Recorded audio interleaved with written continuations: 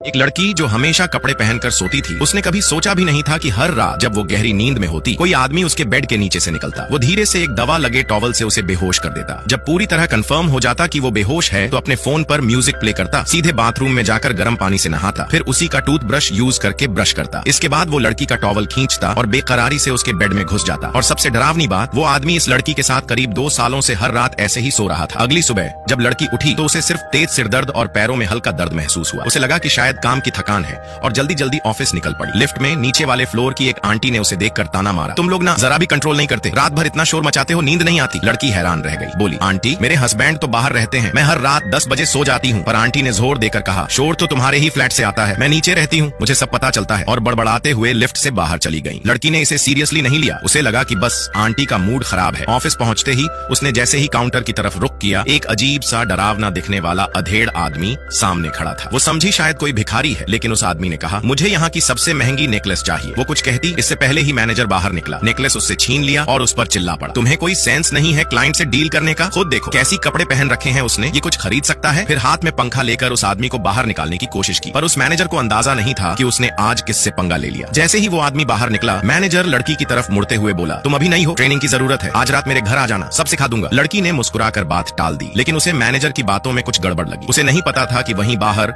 वही डरावना आदमी गुस्से से दोनों को घूर रहा था। उसने अपनी पॉकेट से एक डायरी निकाली और उसमें लिखा, ज्वेलरी शॉप मैनेजर, और उसके नाम पर एक बड़ा क्रॉस बना दिया। शाम को जब लड़की ऑफिस से निकली, उसे बार बार लग रहा था कि कोई उसका पीछा कर रहा है, लेकिन हर बार पीछे मुड़कर देखने पर कोई नहीं दिखता। कॉरिडोर में अजीब सी सन्नाटा था, जिससे उसका दिल जोर जोर से धड़कने लगा। वो जल्दी जल्दी अपने घर पहुंची। दरवाजा बंद करके जब उसने डोर के पीप होल से बाहर देखा तो कोई नहीं था, लेकिन वो साफ साफ किसी के कदमों की आवाज सुन चुकी थी। डर के मारे उसने अपने हस्बैंड को फोन किया, जो अभी भी बाहर शहर में था। उसने उसे समझाया, तुम बस ज्यादा थकी हो, आराम करो, सब ठीक है। वो बमुश्किल खुद को काबू में करके सोने चली गई, पर उसे ये अंदाजा नहीं था कि उसी वक्त उसके बेड के नीचे वही आदमी फिर से उसका इंतजार कर रहा था। उधर मैनेजर जैसे ही ऑफिस से निकला और गाड़ी में बैठा, पीछे से एक आदमी ने रेंच उठाकर उसकी तरफ बढ़ना शुरू कर दिया।